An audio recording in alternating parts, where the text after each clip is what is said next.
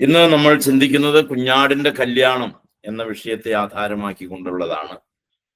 വേദപുസ്തകത്തിലെ വളരെ രസകരമായ ഒരു സബ്ജക്റ്റാണ് കുഞ്ഞാടിന്റെ കല്യാണം.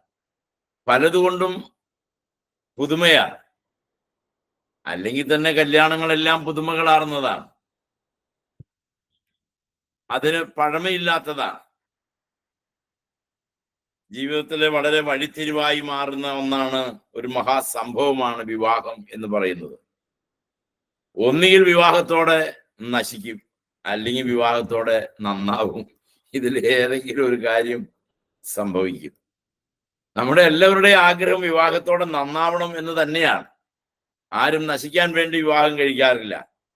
ഞങ്ങൾ രണ്ടുപേരും കൂടിയാൽ ഞങ്ങളുടെ കുടുംബജീവിതം സന്തോഷമാകും, ഭാസുരമാകും, ആനന്ദകരമാകും, അങ്ങനെ വർദ്ധിക്കും, അങ്ങനെ ഇങ്ങനെ എല്ലാ മനക്കോട്ടകളും കെട്ടിയാണ് വിവാഹ പന്തലിലേക്ക് നമ്മൾ വാദമൂന്നി ആ ശുശ്രൂഷയിലേക്ക് കടന്നു വരുന്നത്.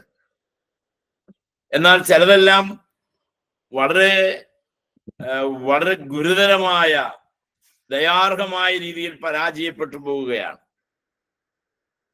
ചിലതെല്ലാം വളരെ ആനന്ദപൂർണമാണ്, ചിലതെല്ലാം വളരെ സഹിഷ്ണുതയോടെ നീങ്ങുന്ന സാഹചര്യങ്ങളാണ് നമ്മൾ കാണുന്നത്. കുഞ്ഞാടിന്റെ കല്യാണത്തെ സംബന്ധിച്ച് വളരെ വിശദമായി പറയുന്നതും പഠിപ്പിക്കുന്നതും വെളിപ്പാട് പുസ്തകം 19-ാം അധ്യായത്തിലാണ്. കുഞ്ഞാടിന്റെ വിവാഹ നിശ്ചയം, വിവാഹം, ഗൃഹപ്രവേശനം, കല്യാണ സദ്യ, പിന്നെ മണവാളന്റെയും മണവാട്ടിയുടെയും ഭവനങ്ങളിലേക്കുള്ള യാത്ര, ഇവയെക്കുറിച്ച് നമുക്ക് കുഞ്ഞാടിന്റെ കല്യാണത്തോടുള്ള ബന്ധത്തിൽ നമുക്ക് ചിന്തിക്കാവുന്നതാണ്. വധുവിന്റെ ഭവനത്തിലേക്കുള്ള യാത്ര, വരന്റെ ഭവനത്തിലേക്കുള്ള യാത്ര, ഇങ്ങനെ ധാരാളം കാര്യങ്ങളുണ്ട്. ഇത് കുഞ്ഞാടിന്റെ കല്യാണം എന്നല്ലാതെ സഭയുടെ കല്യാണം എന്ന് പറയാറില്ല, എങ്ങും ഉപയോഗിച്ചിട്ടുമില്ല. സഭയുടെ കല്യാണം എന്നല്ല പറയാ, കുഞ്ഞാടിന്റെ കല്യാണം എന്നാണ് ദൈവവചനം അതിനെക്കുറിച്ച് പരിചയപ്പെടുത്തുന്നത്. ഒരു സ്ഥലത്ത് പോലും സഭയുടേതെന്നോ മണവാട്ടിയുടേതെന്നോ കാന്തയുടേതെന്നോ ഒന്നും പറയാതെ നേരെ ഉപയോഗിച്ചിരിക്കുന്ന വാക്ക് കുഞ്ഞാടിന്റെ കല്യാണം എന്നുള്ള പദം മാത്രമാണ്. കാരണം ക്രിസ്തുവിനെ സംബന്ധിച്ചിടത്തോളം ഇത് പിതാവായ ദൈവം നിത്യതയിൽ നിശ്ചയിച്ചതാണ്. വിവാഹം നിശ്ചയം നടന്നത് നിത്യതയിലാണ്.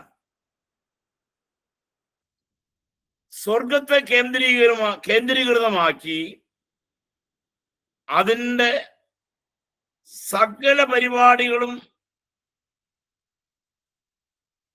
ക്രമീകരിച്ചുകൊണ്ടിരിക്കുന്നു എന്നതാണ് വസ്തുത. പുത്രനും നിത്യത മുതൽ ആകാംക്ഷയോടുകൂടി കാത്തിരിക്കുന്നതുമായ മഹൽ സംഭവവും ബന്ധവുമാണ് വെളിപ്പാട് പുസ്തകം 19-5 നിറവേറിയതായി നാം കാണുന്നത്. സഭയ്ക്ക് മൊത്തമായോ അതല്ലെങ്കിൽ അതിലെ അംഗങ്ങൾക്കോ അത് അത്രയും വലിയ പ്രതീക്ഷയോ അറിവോ ഉള്ള കാര്യങ്ങളല്ല. നമുക്ക് അത്ര കാര്യങ്ങൾ അറിയില്ല. അതിലെ അംഗങ്ങളെ കുറിച്ചുള്ള പഠനത്തിൽ തന്നെയും വിശ്വാസികൾക്ക് ധാരാളം പരിമിതികളുണ്ട്. ആ പരിമിതികൾക്കകത്ത് മനസ്സിലാകാതെ പോകുന്ന കാര്യങ്ങളെ കുറിച്ച് ശരിയായതും ശരിയല്ലാത്തതുമായ വ്യാഖ്യാനങ്ങളുമുണ്ട്. ആകയാൽ സഭയ്ക്ക് മൊത്തമായി, പൊതുവായി പറഞ്ഞാൽ, സഭയ്ക്ക് ഇതിനകത്ത് കൂടുതൽ ആകാംക്ഷയുടെയോ ഉത്കണ്ഠയുടെയോ കാര്യം ഉദിക്കുന്നില്ല. എങ്കിലും മണവാട്ടി അംഗങ്ങളെ ഒരുമിച്ച് സ്വീകരിച്ച് സ്വർഗീയ വേദിയിൽ മഹിമപ്പെടുത്തുന്ന ഉന്നത രംഗം തന്നെയായിരിക്കും ഏറ്റവും മനോഹരമായിട്ടുള്ള രംഗം. വേദപുസ്തകത്തിൽ ചില വിവാഹങ്ങളുടെ ചടങ്ങുകളും ബന്ധവും അതിനോടനുബന്ധിച്ച വിവരങ്ങളും തന്നിട്ടുണ്ട്. നമ്മളത് വായിച്ചിട്ടുണ്ട്. അവയിൽ ഒന്നാമത്തേതെന്ന് പറയുന്നത് ആദം ഹവ്വ ദമ്പതികളുടെ വിവാഹമാണ്. ഉൽപ്പത്തി പുസ്തകം 2-ാം അധ്യായത്തിന്റെ 18 മുതൽ 24 വരെയുള്ള വാക്യം.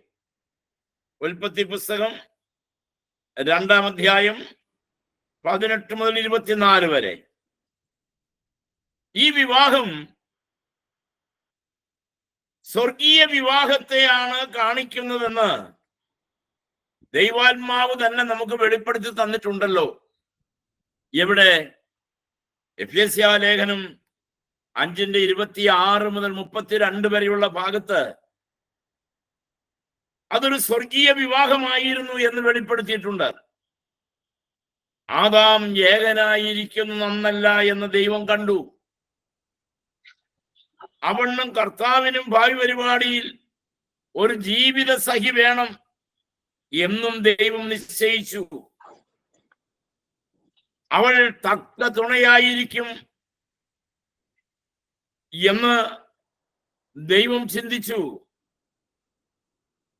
ഇന്ന് നമ്മുടെ നാട്ടിൻപുറങ്ങളിൽ ചിലർക്ക് ലഭിക്കുന്നത് പോലെയുള്ള തക്ക ഉപദ്രവകരമായ ഒന്നല്ല, തികച്ചും പരസ്പര സഹായകമാണ് കർത്താവും നമ്മളുമായിട്ടുള്ള ആ ബന്ധം. ഗാഢനിദ്രയിൽ നിന്ന് മാത്രമാണ് ആദാമിന് മണവാട്ടിയെ ലഭിച്ചത്. നമ്മൾക്ക് എല്ലാവരും നമ്മൾ വായിച്ചിട്ടുണ്ട്.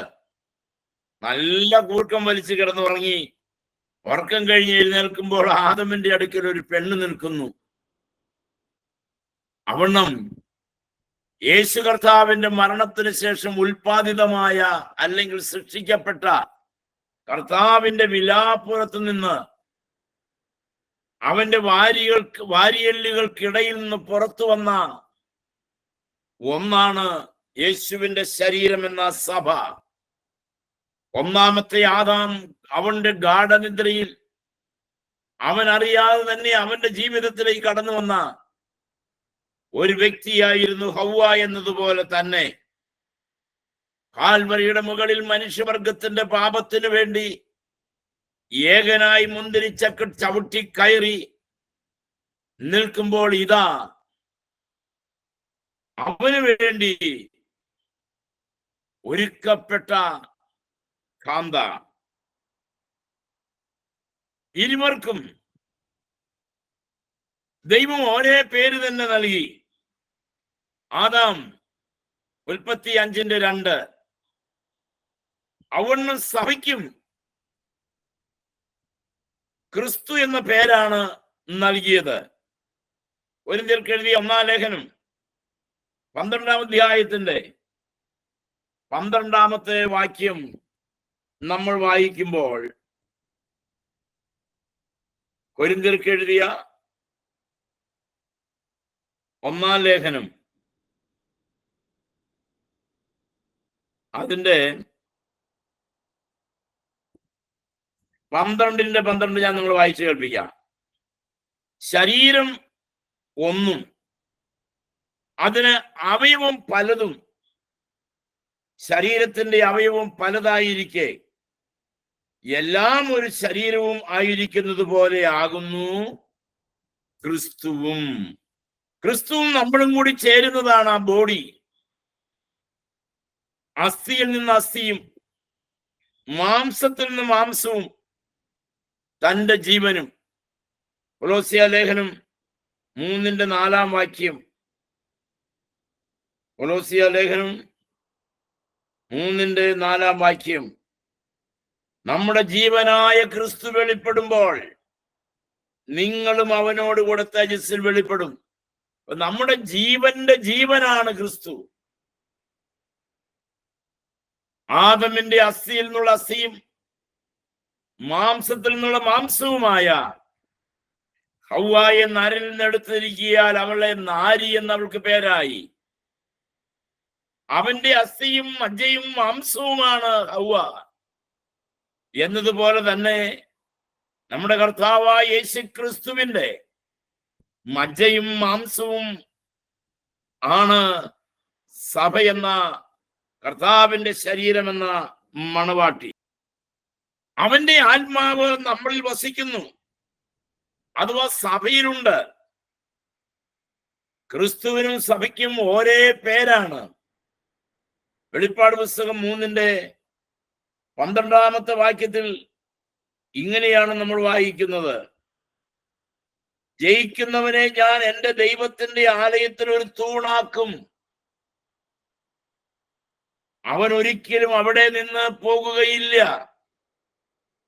എൻ്റെ ദൈവത്തിന്റെ നാമവും എൻ്റെ ദൈവത്തിന്റെ പക്കൽ നിന്ന് സ്വർഗത്തിൽ തന്നെ ഇറങ്ങുന്ന പുതിയ യെരൂശലേം എന്ന എൻ്റെ ദൈവത്തിന്റെ നഗരത്തിന്റെ നാമവും എൻ്റെ പുതിയ നാമവും ഞാൻ അവന്റെ മേൽ വയ്ക്കും. അന്തഃപുരത്തിൽ സഭയും ഗോപുരങ്ങളിൽ യഹൂദനും വീതികളിൽ ജാതികളുമായി പണിയപ്പെടാനിരിക്കുന്ന അല്ലെങ്കിൽ പണിതുകൊണ്ടിരിക്കുന്ന മഹാസംരംഭമായ പുതിയ യെരൂശലേമിനെ കുറിച്ച് നമ്മൾ പഠിക്കുകയുണ്ടായല്ലോ. ആ പുതിയ യെരൂശലേമിന്റെ ഒരു ഭാഗമാണ് കർത്താവിന്റെ ശരീരമെന്ന മണവാട്ടി എന്ന സഭ. ആദമിന്റെയും ഹവ്വയുടെയും വിവാഹം നടന്നത് ഏദനിൽ വെച്ചാണ്.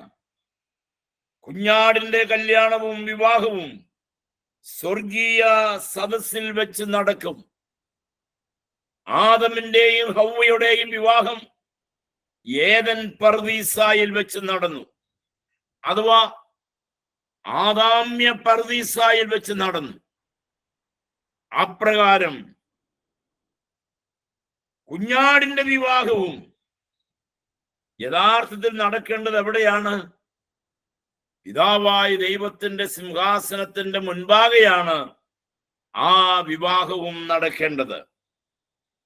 രണ്ടാമത്തെ ഒരു വിവാഹത്തിന്റെ മാതൃകയാണ് ഇസഹാക്കും റിബേക്കയും, ഇസഹാക്കിന്റെയും റിബേക്കയുടെയും. ഇതിൽ പിതാവ് ആവശ്യം കണ്ടറിഞ്ഞ് തന്റെ ദാസനായ ഏലിയാസിനെ തെരഞ്ഞെടുത്ത് അയച്ചു. പിതാവാം ദൈവം പരിശുദ്ധാത്മാവിനെ ഈ ഭൂമിയിലേക്ക് അയച്ചിട്ട് തെരഞ്ഞെടുക്കപ്പെടുന്നതാണ് മണവാട്ടി എന്ന് നമ്മൾക്കറിയാമല്ലോ. അങ്ങനെ ക്രിസ്തു യെരൂശലേമിൽ രാജാവായി വാഴുന്ന കാലം അത് അനധിവിദൂര ഭാവിയിൽ സംഭവിക്കാനിരിക്കുകയാണ്.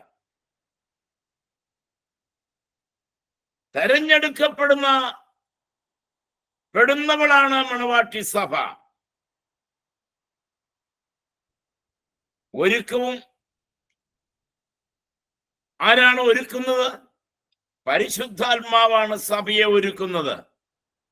സൽപ്രവൃത്തികൾ കൊണ്ട് മരുഭൂമിയിൽ വെച്ച് അവൾ അവനെ കാണുന്നു. ഉൽപ്പത്തി പുസ്തകം 24-ാം അധ്യായത്തിന്റെ 62-ാമത്തെ വാക്യം മുതൽ വായിക്കുമ്പോൾ കാണാം, ഇസഹാക്കിന്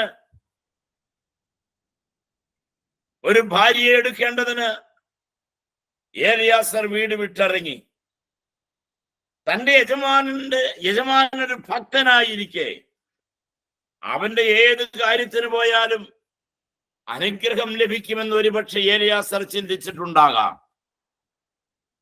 ഏതായിരുന്നാലും റിബേക്ക പറഞ്ഞ പാതി കേൾക്കാത്ത പാതി ഏലിയാസർ ഇസഹാക്കിനെയും കൂട്ടിക്കൊണ്ട് യാത്ര തിരിച്ചു. അതിന്റെ ഇടയിലുള്ള സംഭവങ്ങൾ ഞാൻ പറയാതെ വിടുകയാണ്.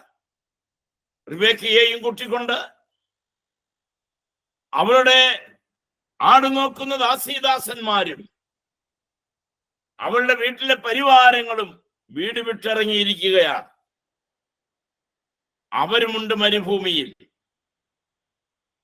അബ്രഹാമിന്റെ ഭവനം വിട്ടിറങ്ങിയ ഇസ്ഹാക്കും ഇതാ ഒരേ മരുഭൂമിയിലാണ്. ആ വെളിമ്പ്രദേശത്തിനൊരു പേരുണ്ട്, ബർലഹീറോയി എന്നാണ് ആ മരുഭൂമിയുടെ പേര്. ബർലഹീറോയി മരുഭൂമിയിൽ വെച്ച് റിബേക്കയെ ഇസ്ഹാക്ക് കണ്ടുമുട്ടുകയാണ്. ഏലിയാസർ എത്ര ഒട്ടകവുമായിട്ടാണ് റിബേക്കയെ തേടിപ്പോയത്? 10 ഒട്ടകം ഉണ്ടായിരുന്നു. ഏലിയാസറിനോട് കൂടി ആരുണ്ട്? യഹോവയായ ദൈവം, ഏലിയാസർ, 10 ഒട്ടകം. എന്തിനാണ് ഈ 10 ഒട്ടകം? ആ ലക്ഷ്യപ്രാപ്തിക്കൊന്നും തടസ്സം വരാതെ റിബേക്കയെ കണ്ടുമുട്ടിക്കഴിഞ്ഞാൽ അവളെയും അവളുടെ പരിവാരങ്ങളെയും കൂട്ടിക്കൊണ്ടുവരുവാൻ ഉദ്ദേശിച്ചാണ് 10 ഒട്ടകങ്ങളുമായി പുറപ്പെട്ടത്. അതിനെക്കുറിച്ച് ചില വ്യാഖ്യാതാക്കൾ ഇങ്ങനെ പറയുന്നുണ്ട്: ഈ മരുഭൂമി വാസത്തിൽ സഭയ്ക്ക് യാത്ര ചെയ്യാനുള്ളതാണ് ഈ ഒട്ടകം. അല്ലെങ്കിൽ സഭ എന്ന് പറയുന്നത് വിശ്വാസിയുടെ ഈ മരുഭൂമി യാത്രയ്ക്കുള്ള ഒരൊട്ടകമാണ്. കർത്താവിന്റെ ശരീരം എന്ന സഭയല്ല കേട്ടോ. സമുദായങ്ങൾ, പ്രാദേശിക സഭകൾ, ഓരോരോ പേരുകളിൽ അറിയപ്പെടുന്ന സഭകൾ. ഒരു കാലത്ത് ഇത് വേദപുസ്തകത്തിലെ സ്ഥലത്തിന്റെ പേരിലായിരുന്നു. പിൽക്കാലത്ത് ഇത് വേദപുസ്തകത്തിലെ ഭക്തന്മാരുടെ പേരുകളിലായി. പിൽക്കാലത്ത് അത് അപ്പന സഭയായി, എന്ന് പറഞ്ഞാൽ സ്വന്തം സഭയായി. മത്തായിയുടെ സഭ, യോഹന്നാന്റെ സഭ എന്ന് വിളിക്കപ്പെടാൻ തുടങ്ങി. എന്നാൽ ക്രിസ്തുവിന്റെ ശരീരമെന്ന സഭ അതൊന്നേ ഉള്ളൂ. ഇതിൽ നിന്നെല്ലാം വിളിച്ചു ചേർക്കപ്പെട്ടവരുടെ കൂട്ടമാണത്. അതിനെക്കുറിച്ച് ചില ഭക്തന്മാർ പറയുന്നത്, ഒരൊട്ടകത്തിന്റെ പുറത്ത് കുറെ സമയം ഇരിക്കുമ്പോ ഒട്ടകത്തിന്റെ രോമം മുട്ടുസൂചി പോലെ ഷാർപ്പാണെന്നാണ്. കുറെ സമയം ഇരിക്കുമ്പോ ഈ ഒട്ടകത്തിന്റെ രോമം അടിയിൽ നിന്ന് കുത്തിക്കൊള്ളും. അപ്പോ ആ ഒട്ടകത്തിന്റെ പുറത്തുനിന്ന് ഇറങ്ങും. എന്നിട്ട് അടുത്ത ഒട്ടകത്തിന്റെ പുറത്ത് കയറും. കുറെ കഴിയുമ്പോൾ ആ ഒട്ടകത്തിന്റെ രോമവും കുത്തി കയറുമ്പോ അവിടുന്ന് ഇറങ്ങും. അങ്ങനെ 10 ഒട്ടകത്തിന്റെ പുറത്ത് യാത്ര കഴിയുമ്പോഴത്തേക്കും ഇസ്ഹാക്കിന്റെ കൂടാരത്തിലെത്തും എന്നാണ്. ദൈവമക്കളെ, എന്നാൽ ഇന്ന് ക്രിസ്തീയ സഭകളിൽ നമുക്ക് കാണാൻ സാധിക്കുന്നത്, ക്രിസ്തീയ ഗോളങ്ങളിൽ നമുക്ക് കാണാൻ കഴിയുന്നത്, ഒട്ടകം മാറി യാത്ര ചെയ്യുന്നത് കാണാം. സഭ മാറി പോവുകയാണ്. ഒരു സഭയിൽ കുറെ കാലം ഇരിക്കുമ്പോ അവിടുത്തെ പാസ്റ്റർ കൊള്ളില്ല, അവിടുത്തെ ഉപദേശി ശരിയല്ല, അവിടെ എനിക്ക് അംഗീകാരം കിട്ടുന്നില്ല, അവിടെ എനിക്ക് അവസരങ്ങളില്ല. ഈ സൂചി കൊണ്ടു കയറുമ്പോൾ അവിടെ നിന്ന് ഇറങ്ങും, അടുത്തതിൽ കയറും. ഏതിൽ കയറിയാലും ഫലം ഇതൊക്കെ തന്നെയാ.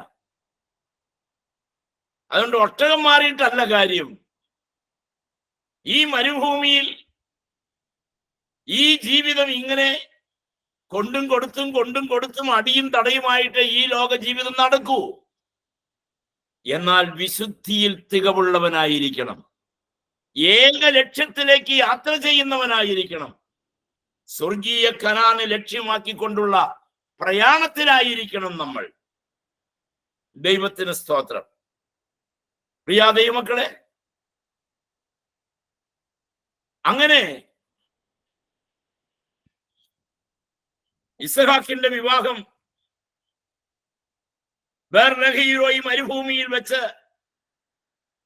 സാറായുടെ കുടുംബത്തിൽ നിന്ന് ഇറങ്ങി വന്ന ഇസഹാക്ക് മരുഭൂമിയിൽ വെച്ച് റിബേക്കയെയും കൂട്ടിക്കൊണ്ട് തന്റെ ഭവനത്തിലേക്ക് കയറിപ്പോയി. കർത്താവായ യേശുക്രിസ്തു മധ്യാകാശമാകുന്ന ബേർലഹയിരോയി മരുഭൂമിയിലേക്ക് ഇറങ്ങി വരികയും ഏലിയാസറാകുന്ന പരിശുദ്ധാത്മാവ് സഭയെ ഒരുക്കി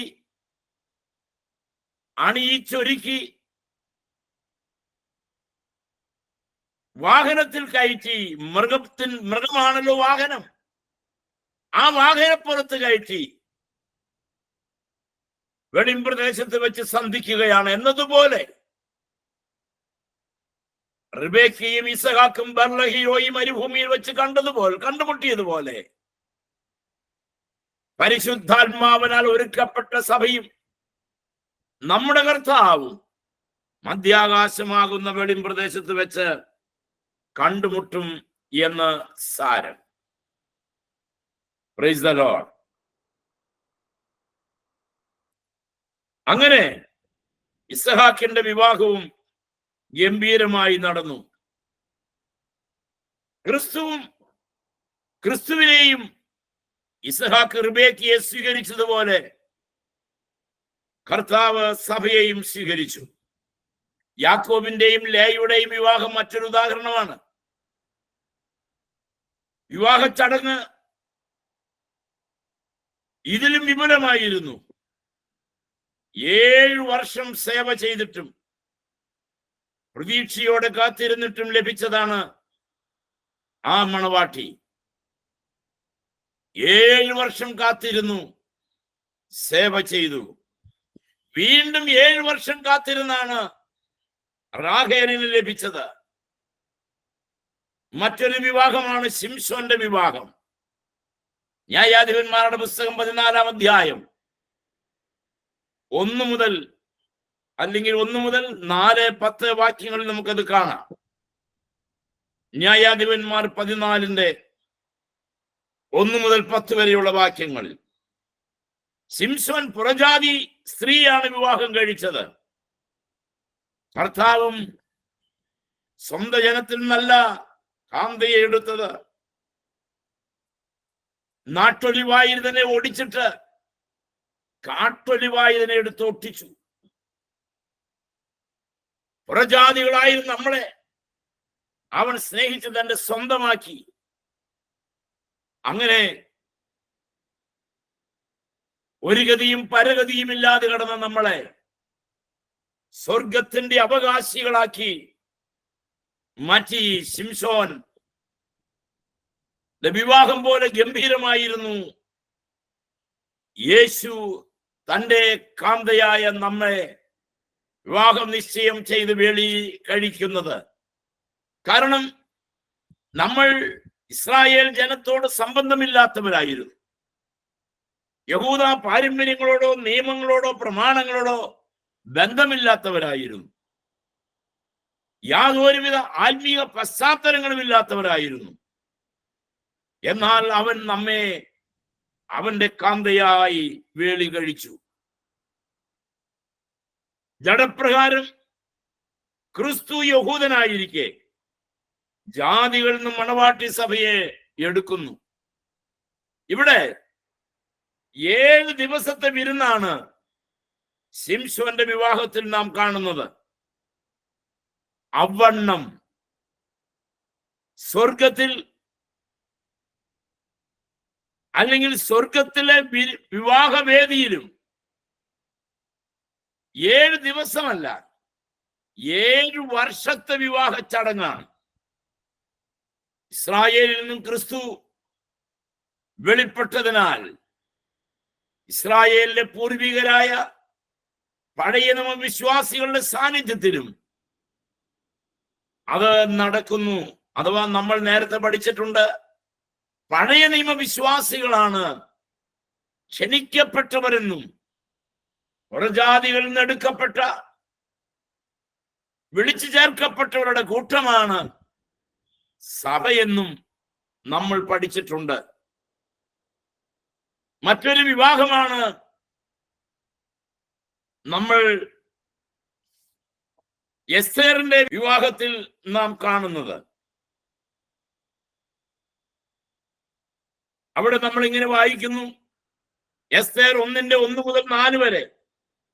അഹശ്വേരോശിന്റെ വിരുന്നിന്റെ മാതൃക. 127 സംസ്ഥാനങ്ങൾക്ക് അധിപതിയായ ചക്രവർത്തി തന്റെ രാജാസനത്തിലിരിക്കുമ്പോൾ 3-ാം ആണ്ടിൽ സകല പ്രമുഖന്മാർക്കും ഭൃത്യന്മാർക്കും 6 മാസം നീണ്ടു നിന്ന വിരുന്നാണ് കഴിച്ചത്. ശിംശോന്റെ 7 ദിവസമാണെങ്കിൽ ഇവിടെ അഹശ്വേരോശ് രാജാവിൻ്റെത് 6 മാസത്തെ വിവാഹ ചടങ്ങാണ്. ആ രീതിയിൽ നിന്ന് ഒട്ടും വ്യത്യസ്തമല്ലാതെ കർത്താവിന്റെ കാന്തയായ സഭയായ നമ്മൾ അവനോട് ചേരുന്നത് 7 ദിവസമല്ല, 7 മാസമല്ല, 7 വർഷമാണ്, ഒരാഴ്ച വട്ടമാണ് ആ വിവാഹ ചടങ്ങുകൾ എന്ന് നാം ഓർത്തിരിക്കണം. മറ്റൊന്നാണ് ബോവസും രൂത്തും. ബോവസിന്റെയും രൂത്തിന്റെയും വിവാഹം. രൂത്തിന്റെ പുസ്തകം 3-ാം അധ്യായം 9-ാം വാക്യം, അല്ലെങ്കിൽ 9-ഉം 10-ഉം വാക്യം, 4-ാം അധ്യായത്തിന്റെ 1 മുതൽ 11 വരെയുള്ള വാക്യം. ഇവിടെ ഉപയോഗിച്ചിരിക്കുന്ന വാക്ക് വീണ്ടെടുപ്പുകാരൻ എന്നാണ്. വീണ്ടെടുപ്പുകാരൻ വിവാഹം ചെയ്യുന്നതായി കാണുന്നു. ആരാണ് നമ്മുടെ വീണ്ടെടുപ്പുകാരൻ? ബോവസ് അല്ല. ബോവസിനേക്കാൾ വലിയവനാണ് നമ്മുടെ വീണ്ടെടുപ്പുകാരൻ. ക്രിസ്തു നമ്മുടെ ചാർച്ചക്കാരനാകുവാൻ വേണ്ടി ജഡരക്തങ്ങളോട് കൂടിയവനായി തീർന്നു.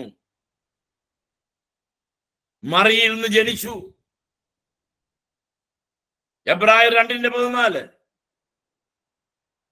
ബോവസും പുറജാതി സ്ത്രീയെ സ്വീകരിച്ചിരിക്കുന്നതായി നമ്മൾ കാണും. ബോവസ് മോവാബ്യ സ്ത്രീയായിരുന്നല്ലോ. രൂത്ത് മോവാബ്യ സ്ത്രീയായിരുന്നല്ലോ. ബോവസ് ഒരു യഹൂദനായിരുന്നു. യഹൂദനായ ബോവസ് മോവാബ്യ സ്ത്രീയായ രൂത്തിനെ വിവാഹം കഴിച്ചു. അങ്ങനെ രൂത്ത് യേശു കർത്താവിന്റെ മുത്തശ്ശിയായി. 10 മൂപ്പന്മാരെ വരുത്തി അവരുടെ സാക്ഷ്യത്തിന്മേൽ മണവാട്ടിയായി സ്വീകരിക്കുന്നു. അങ്ങനെയാണ് ബോവസിന്റെ വിവാഹം നടന്നത്. വിവാഹം എന്ന് പറയുന്നത് സാക്ഷ്യമാണ് എന്ന് നമുക്ക് രൂത്തിന്റെ വിവാഹ ചടങ്ങിൽ നിന്ന് മനസ്സിലാക്കാനായിട്ട് സാധിക്കുന്നു.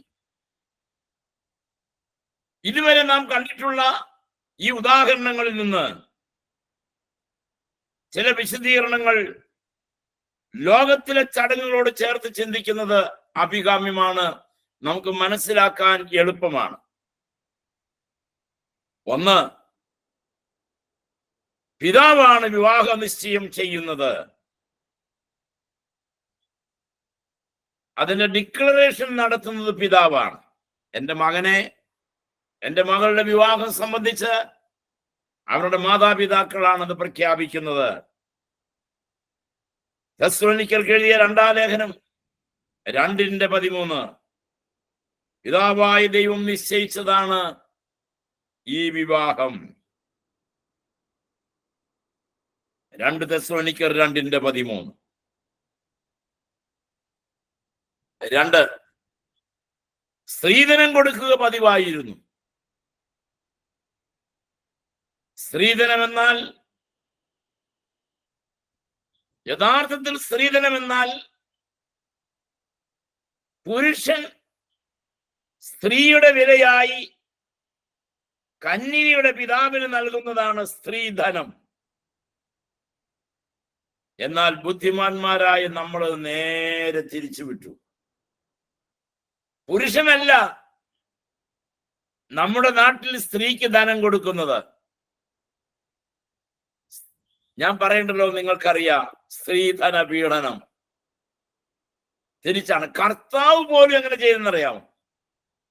കർത്താവ് പോലും നമ്മൾക്ക് സ്ത്രീധനം തരികയായിരുന്നു.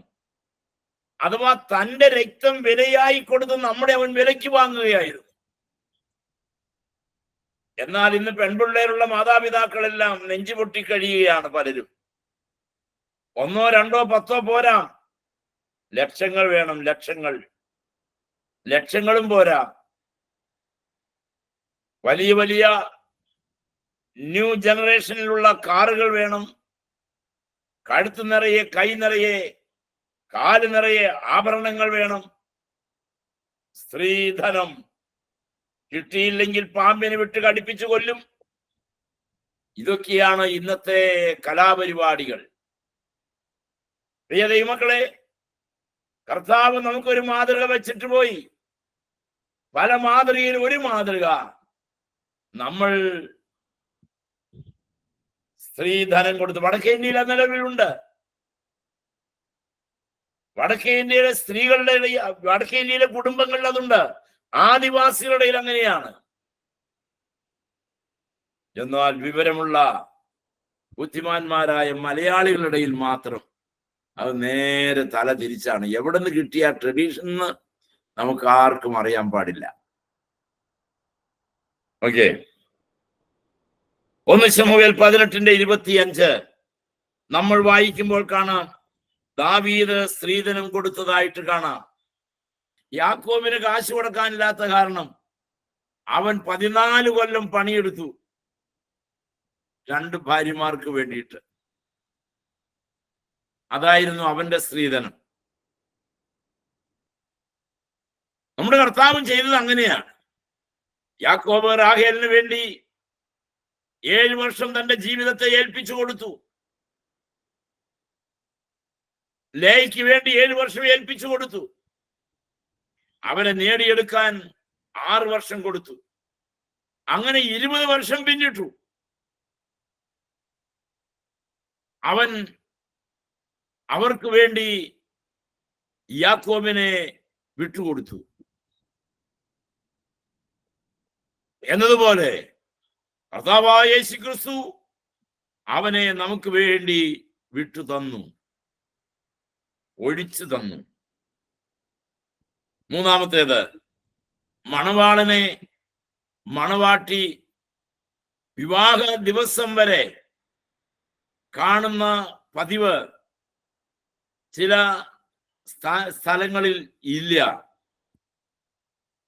മണവാളനെ മണവാട്ടി വിവാഹ ദിവസം വരെ കാണുന്ന പതിവില്ല. ഒരു കാലത്ത് നമ്മൾ മണവാളന്റെ വീട് മണവാട്ടിയെ കാണാൻ അനുവദിക്കുമായിരുന്നില്ല. അതിനു മുമ്പ് മണവാളനെ മണവാട്ടിക്ക് കാണാൻ അവസരം കൊടുക്കുമായിരുന്നില്ല. എന്നാൽ ഇന്ന് അതെല്ലാം മാറി മറിഞ്ഞു.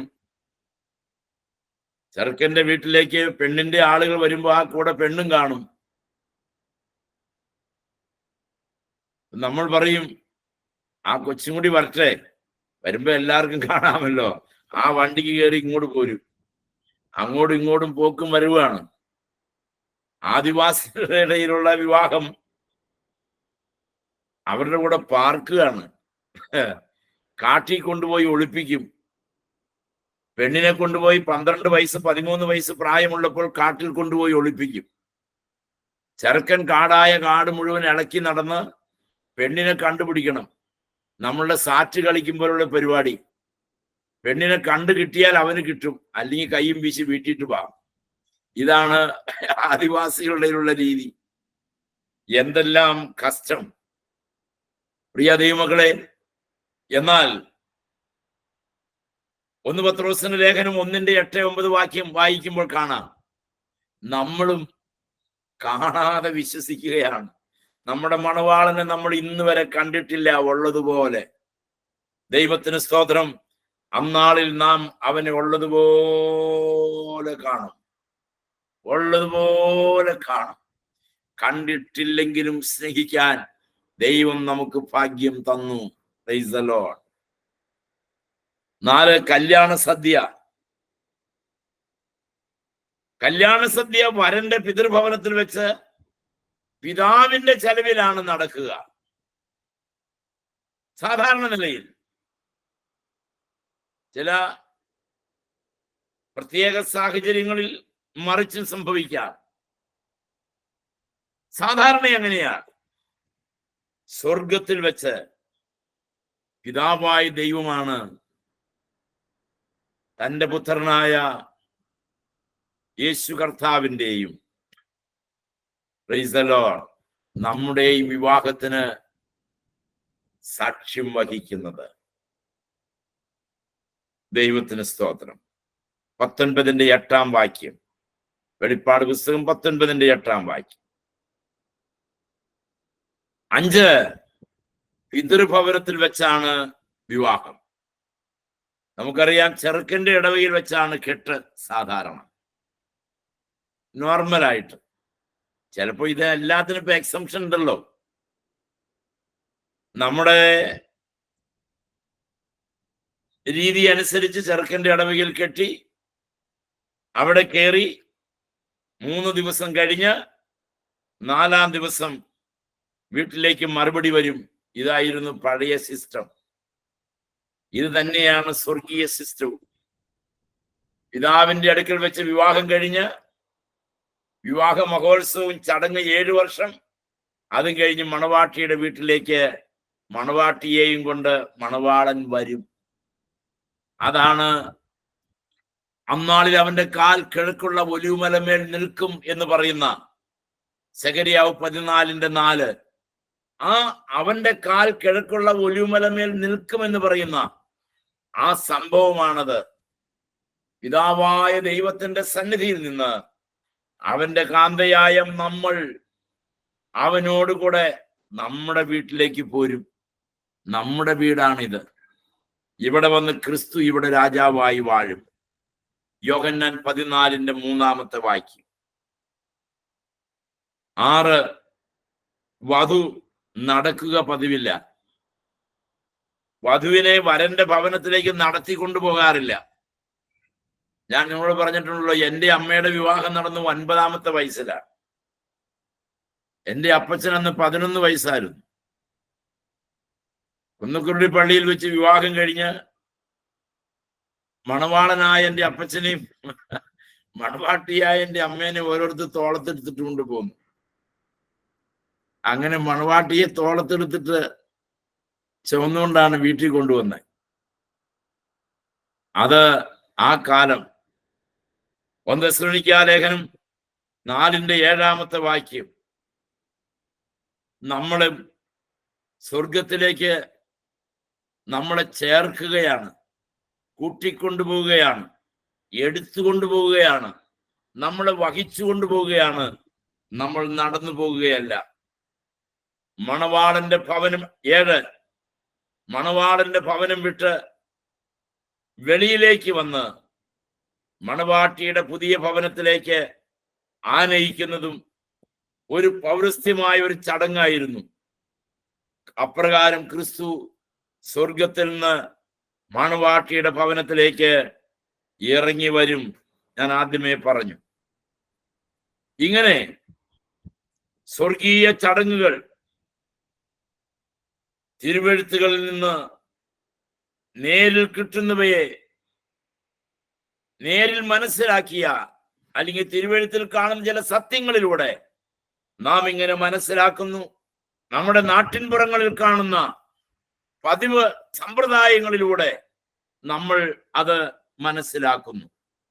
പ്രിയ ദൈവമക്കളെ, സഭ ക്രിസ്തുവിന്റെ വലത്തുവശത്ത് നിൽക്കും. 9-ാമത്തെ വാക്യം. അതിനുശേഷം സഭ ക്രിസ്തുവിന്റെ വലത്തുവശത്ത് നിൽക്കും.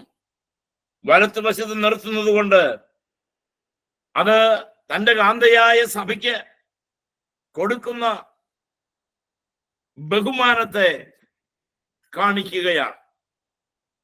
പിതാവ് പുത്രനെ തന്റെ വലത്തുഭാഗത്തിരുത്തി അവണ്ണം ക്രിസ്തുവും സഭയെ തന്റെ വലത്തുഭാഗത്ത് നിർത്തും. വെളിപ്പാട് പുസ്തകം 19:7-8. ഇത് യോഹന്നാൻ സഭയെ കാണുന്ന, അണിഞ്ഞൊരുങ്ങിയ സഭയെ കാണുന്ന ആ വർണ്ണനയാണ് നമ്മൾ അവിടെ കാണുന്നത്. അവിടെ മണവാട്ടിയെ കാന്ത എന്നാണ് പറഞ്ഞിരിക്കുന്നത്. സഭയെ ഇന്ന് വിവാഹ നിശ്ചയം ചെയ്യുന്ന കന്യകയായി വെളിപ്പെടുത്തിയിരിക്കുന്നു. 2 കൊരിന്ത്യർ 11:2. വിവാഹ നിശ്ചയത്തിലിരിക്കുന്ന കന്യകയാണ് സഭ ഇന്ന്. വിവാഹ ദിനത്തിൽ അവൾ മണവാട്ടിയായി വിളിക്കപ്പെടും. വിവാഹ ദിനത്തിൽ അവളെ വിളിക്കുന്നത് മണവാട്ടി എന്നാണ്. ഇപ്പോൾ ആരാണ്? കന്യകയാണ്. അന്നാരാണ്? അവൾ മണവാട്ടിയാണ്. വെളിപ്പാട് 21:9, 22:17. വേളി കഴിക്കുന്നത് മുതൽ, അഥവാ വിവാഹം മുതൽ അവൾ കാന്ത അഥവാ ഭാര്യയാണ്. വിവാഹം മുതൽ അവൾ കാന്തയാണ്, അല്ലെങ്കിൽ ഭാര്യയാണ്. വേദപുസ്തകത്തിൽ ഗ്രീക്കിൽ ഇതിന് 3 വാക്കാണ് ഉപയോഗിച്ചിട്ടുള്ളത്. കന്യക, മണവാട്ടി, കാന്ത. ഈ 3 വാക്കിനും ഗ്രീക്കിൽ ഉപയോഗിച്ചിരിക്കുന്ന വാക്കുകൾ 3 പാർത്തേനോസ്. പാർത്തേനോസ് എന്ന് പറഞ്ഞാൽ കന്യക എന്നാണ്. പാർത്തേനോസ്, കന്യക.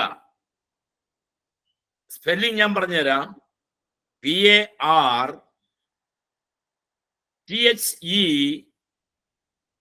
PARTHENOS, പാർത്തേനോസ്, കന്യക. അടുത്ത നുംഫെ. സ്പെല്ലിംഗ് പറഞ്ഞുതരാം. NUNUMPHEE,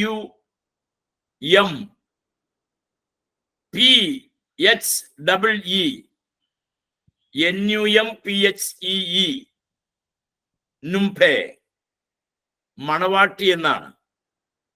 ഗുനെ, GUNE, ഗുനെ, ഭാര്യ അഥവാ കാന്ത എന്നാണ്. ഒന്ന് പാർത്തേനോസ്, കന്യക. നുംഫെ, മണവാട്ടി. ഗുനെ, ഭാര്യ അഥവാ കാന്ത. വെളിപ്പാട് പുസ്തകം 19 കാന്തയായിട്ടാണ് പറഞ്ഞിട്ടുള്ളത്. തന്നിമിത്തമാണ് വിവാഹം കഴിഞ്ഞ രംഗത്തുള്ള കാഴ്ചയാണ് എന്ന് അത് പറയുവാൻ കാരണം. 15-ാമത്തെ വാക്യം നിങ്ങൾ നോക്കാം. സന്തോഷത്തോടും ഉല്ലാസത്തോടും അവരെ കൊണ്ടുവരും, അവർ രാജമന്ദിരത്തിൽ പ്രവേശിക്കും എന്ന് പറയുന്നു. അഥവാ ഗ്രഹപ്രവേശനം. മധ്യാകാശത്ത് വെച്ച് കിരീടങ്ങൾ പ്രാപിച്ച് ഗൃഹപ്രവേശനം നടക്കുന്നു. വാക്യം 15. ദൈവത്തിന് സ്തോത്രം. പിതാവിന്റെ സിംഹാസന സ്ഥാനമുള്ള പുതിയ യെരൂശലേമിലേക്കായിരിക്കും നമ്മൾ വലതുകാൽ വെച്ച് കയറുന്നത്. Praise the Lord.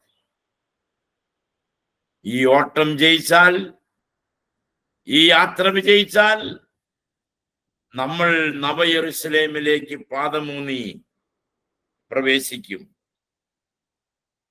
വെളിപ്പാട് 21:3. അങ്ങനെ നമ്മുടെ ഗൃഹപ്രവേശനം നടക്കും. കുഞ്ഞാടിന്റെ കല്യാണ സദ്യ നടക്കുന്നത് നമ്മൾ വെളിപ്പാട് 19:9 വായിക്കുന്നു. അപ്പോൾ തോഴിമാരായ കന്യകമാരെയും പ്രവേശിപ്പിക്കും. സങ്കീർത്തനം 45:15. തോഴിമാര്, വിളിക്കപ്പെട്ടവര്, ക്ഷണിക്കപ്പെട്ടവര്, ഇവരെല്ലാം പഴയ നിയമ ഭക്തന്മാരാണ് എന്ന് നാം ഓർത്തിരിക്കണം. ഇനി അതിന്റെ ഭാവി ഞാൻ നിങ്ങളോട് പറഞ്ഞു പോയി. മണവാട്ടിയുടെ ഭവനമായ ഭൂമിയിൽ വീണ്ടും വരും. അപ്പോൾ ഭൂമിയുടെ വീണ്ടെടുപ്പ് പൂർണ്ണമാകും. അതിനാണ് നമ്മൾ സഹസ്രാബ്ദ വാഴ്ച എന്ന് നമ്മൾ പറയുന്നത്. മണവാളന്റെ ഭവനത്തിനൊത്തവണ്ണം മണവാട്ടിയുടെ ഭവനവും അവകാശവുമായ ഭൂമിയും നിത്യ നൂതനത്വം പ്രാപിക്കുന്ന നാളാണത്. ശാപം പിന്നെ അവിടെ ഇല്ല. കാരണം യേശു കർത്താവ് നമ്മുടെ ഭൂമിയുടെ അധിപനായി കഴിയുമ്പോൾ ഭൂമിയിൽ നിന്ന് സകല ശാപവും മാറും.